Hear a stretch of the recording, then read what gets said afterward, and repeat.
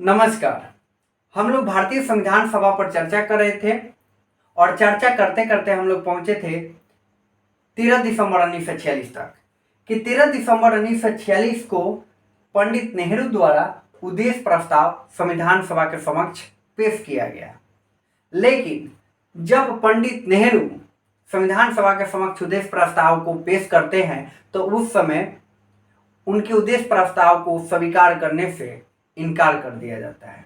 इसके पीछे का कारण था कि मुस्लिम लीग जो संविधान सभा का बहिष्कार की है और देसी रियासत जो संविधान सभा का बहिष्कार किया है वो कभी ना कभी संविधान सभा में जरूर शामिल होगा।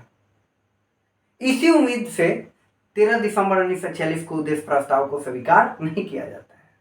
लेकिन उस उम्मीद पर झटका तब लगता है जब मुस्लिम लीग कहता है कि हम संविधान सभा में तभी शामिल होंगे जब पाकिस्तान के लिए एक अलग संविधान सभा का गठन होगा। तब यह झटका लगने के बाद, जी हां, यह झटका लगने के बाद 22 जनवरी, देखिए ध्यान से, 22 जनवरी 1947 को उद्देश्य प्रस्ताव को स्वीकार किया जाता है। कब? 22 जनवरी 1947 को। लेकिन पेश कब किया गया था? बहुत खतरनाक क्वेश्चन। 13 दिसंबर 1946 को। और स्वीकार कब किया जाता है? स्वीकार कब किया जाता है? 22 जनवरी 1947 को। ठीक है। उद्देश्य प्रस्ताव को स्वीकार करने के बाद संविधान सभा ने 13 समितियों का भी गठन किया था। कितने समितियों का गठन किया था? तो 13 समितियों का गठन किया था। ये भी क्वेश्चन पूछा जा सकता है और ये बहुत खतरनाक क्वेश्चन बनेगा, इस बात का भी ध्यान में रखिए। इस 13 समितियों का गठन कर दिया जाता है। उसमें से भी एक प्रमुख समिति थी प्रारूप समिति।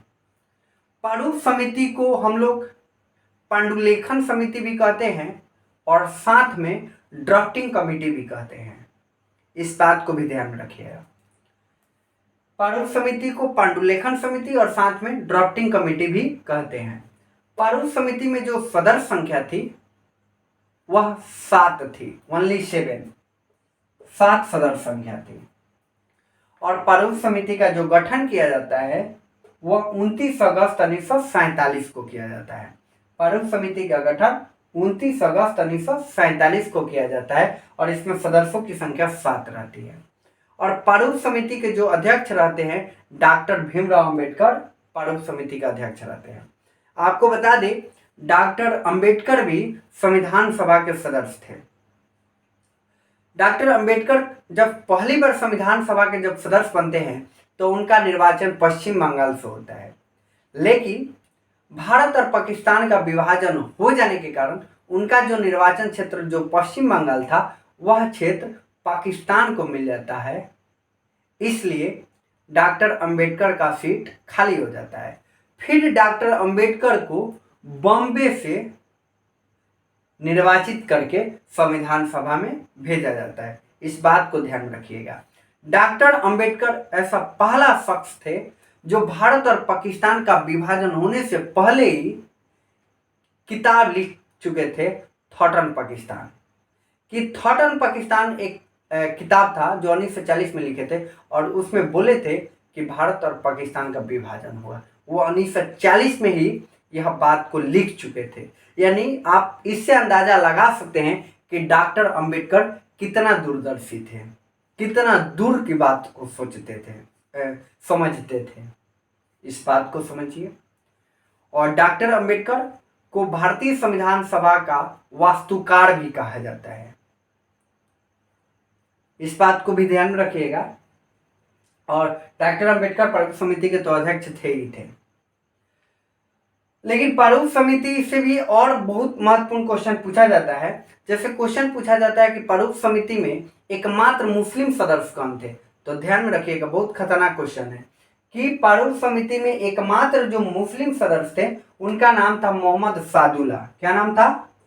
मोहम्मद सादुल्ला एकमात्र मुस्लिम सदस्य थे प्रारूप समिति में। इस बात को भी ध्यान में रखिएगा। और प्रारूप समिति में एकमात्र कांग्रेसी, जी हाँ, प्रारूप समिति में एकमात्र, ध्यान से सुनिएगा, एकमात्र जो कांग्रेसी सदस्य थे वो थे के.एम. मुंशी, कन्हैया लाल मणिकलाल मुंशी, एकमात्र कांग्रेसी सदस्य थे। और प्रारूप समिति में एकमात्र जो मुस्लिम सदस्य थे उनका नाम मोहम्मद सादुल्ला था। इस बात को भी ध्यान में रखना है। और साथ में यह बात को भी ध्यान में रखिएगा कि प्रारूप समिति के जो अध्यक्ष थे डॉक्टर अंबेडकर थे। और अन्य सदस्यों का यहाँ लिस्टिंग किए हैं, जैसे डॉक्टर अंबेडकर प्रारूप समिति के अध्यक्ष थे, और दूसरे जो सदस्य थे गोपाल स्वामी अयंगर थे, तीसरे सदस्य कृष्णा स्वामी अयंगर थे, और चौथे सदस्य मोहम्मद सादुल्ला थे, पांचवें सदस्य के.एम. मुंशी थे। इस बात को ध्यान में रखिएगा। छठे सदस्य टी.टी. कृष्णामाचारी थे, जो डी.पी. खेतान की मृत्यु के बाद प्रारूप समिति में शामिल हुए थे। और सातवें सदस्य जो थे माधवा राव थे, जो बी.एल. मित्र के मृत्यु के बाद प्रारूप समिति में शामिल हुए थे। तो आपको बता दें, प्रारूप समिति बहुत ही एक महत्वपूर्ण समिति होती है जो संविधान का निर्माण करने में सहायता प्रदान करती है।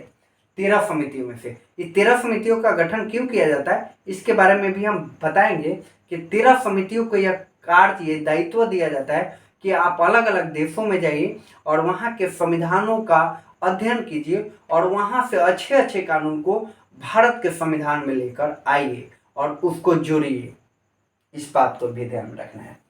तो प्रारूप समिति ने अपना अथक प्रयास से, अपने अथक मेहनत से अपना जबरदस्त काम करता है और अपना रिपोर्ट, प्रारूप समिति अपना रिपोर्ट 21 फरवरी 1948 को संविधान सभा को देता है।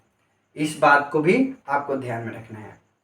और आपको इस बात को भी ध्यान में रखना है, जो फैक्ट के रूप में आपसे पूछा जा सकता है, कि प्रारूप समिति जो था, यानी प्रारूप समिति था, उसके अध्यक्ष तो आपको पता ही है डॉक्टर अंबेडकर, लेकिन संविधान का प्रारूप कौन बनाए थे, तो बेनेगल नरसिंह राव। ध्यान में रखिएगा कि संविधान के प्रारूप कौन बनाए थे, प्रारूप तो बेनेगल नरसिंह राव, जो कि संविधान सभा के संवैधानिक सलाहकार भी थे।